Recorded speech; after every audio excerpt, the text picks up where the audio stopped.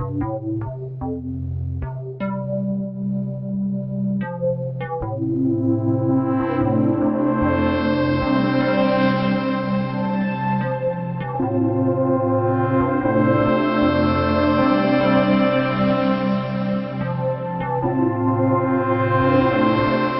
Don, and welcome to Everything Weird and Wonderful.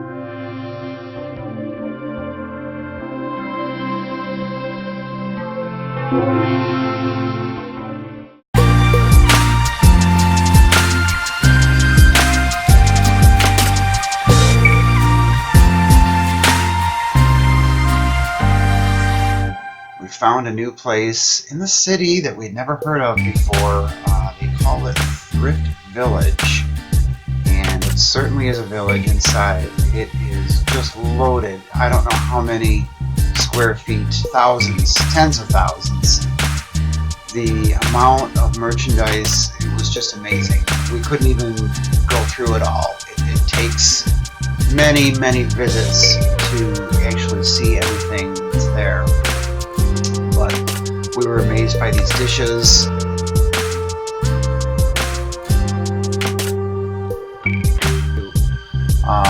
One of the things I collect is Marcrest stoneware, and they had a bunch of cool pieces there, very reasonable prices.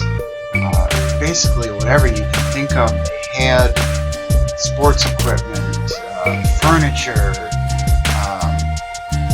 really old antiques, more modern mid-century type stuff, tons of books, paintings, art, crafts, just home furnishings.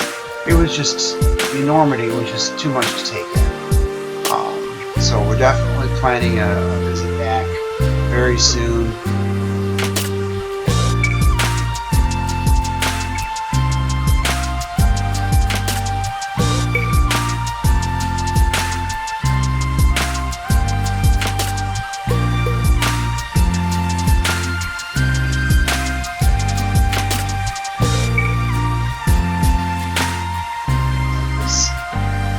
Tablet dispenser from 1960s. I remember seeing those in libraries where if you wanted a pencil or a tablet to write down something you saw in the card catalog, you could put a quarter in the machine and it would dispense that for you.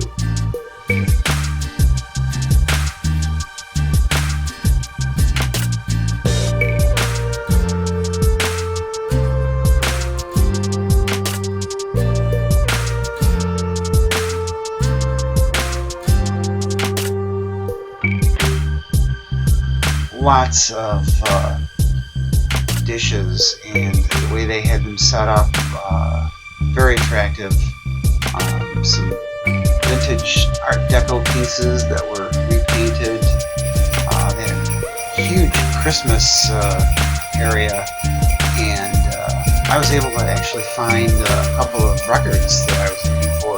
I collect vintage Christmas records by a group called the Caroliers. They did a lot of children's Christmas music back in the, well, they actually started in the late 40s, early 50s, and went right up into the mid-70s. Various groups, really cool to listen to. So I picked up a couple of records that I didn't have in my collection. The walls were just floor to ceiling and wall to wall full of records. I couldn't even go through them all. But one of the coolest areas was in the corner. We just saw they had books and newspapers. I love going through these little things because it just not only brings back memories, but it's like time travel back to a time even before I was born. You can get a sense of what life was like by actually seeing and touching and listening to things that everyday people experienced on a daily basis back in the day. And this was their life.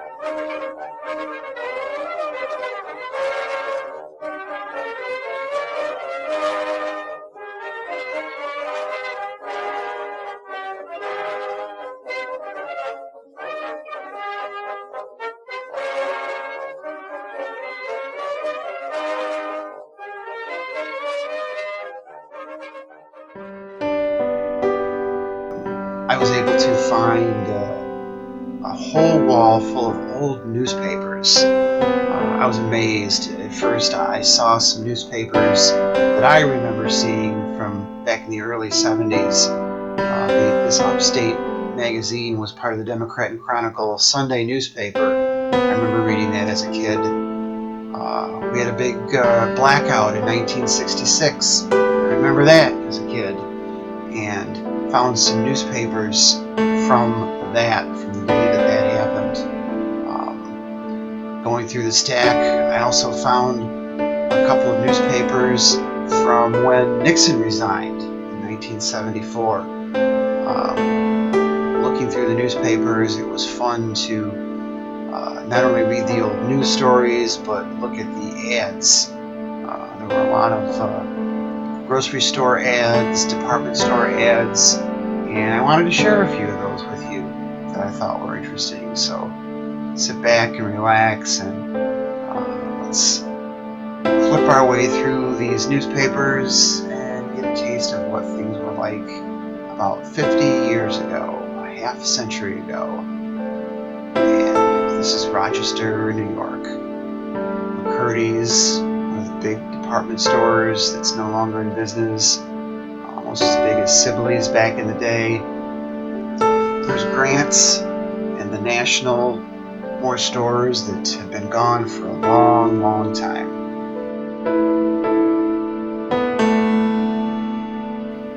B. Foreman Company, that was a huge department store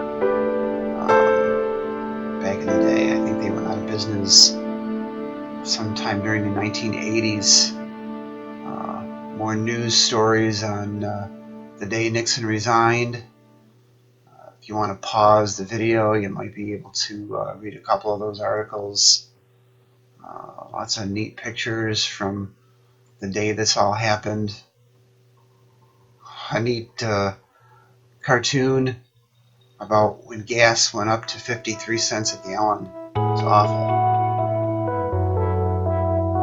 Who remembers Carol's? There was McDonald's, Burger King, and Carol's. Carol's was a burger chain that actually I think is now owned by Burger King. They took over all the old Carol's. I don't think there's any left. J.M. Fields, one of my favorite department stores from back in the 60s and 70s. Sheraton Inn in Rochester. Can you imagine $11.95 you could get a room with breakfast and the whole works. $1.79 for chicken dinner at the Harvest House. Vintage electronics. Love the old turntables. Gerard was advertising some for $69. Look at the car ads from FA Motors. 1967 Nova for $195. Remember when you could get 7.9% annual yield on a savings account at the local bank? TV schedule. 1974. The Streets of San Francisco was a new show. There's McCurdy's again.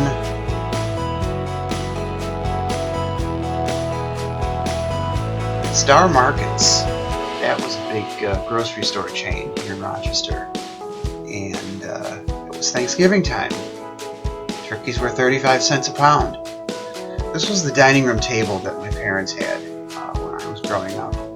My grandfather bought it for us when we moved in to the house a couple of years after I was born. Acme supermarkets, where they used to give away the free bowls, the free dinnerware. You got a new piece each week. You spent over a certain number of dollars.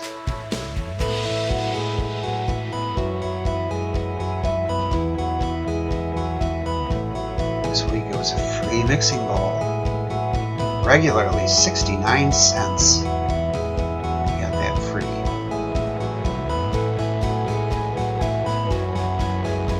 Central Trust Company.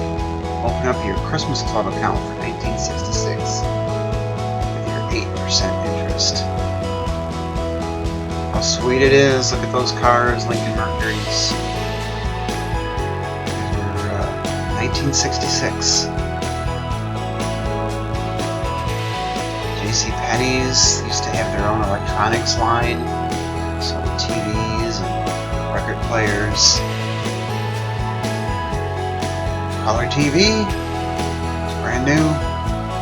Buy one for $3.25 a week.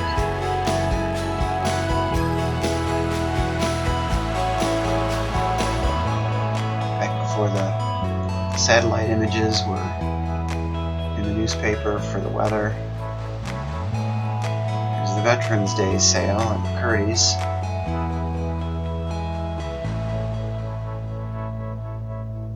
And the women's department. Get a whole fall suit for $19.90.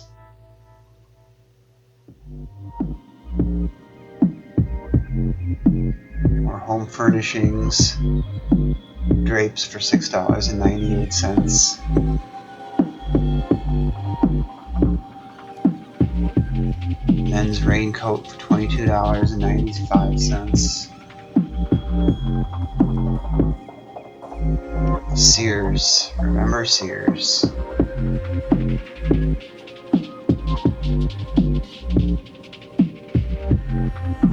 Thanks for watching, guys. Please remember to subscribe, like, and comment, and we'll see you next time. More weird and wonderful content.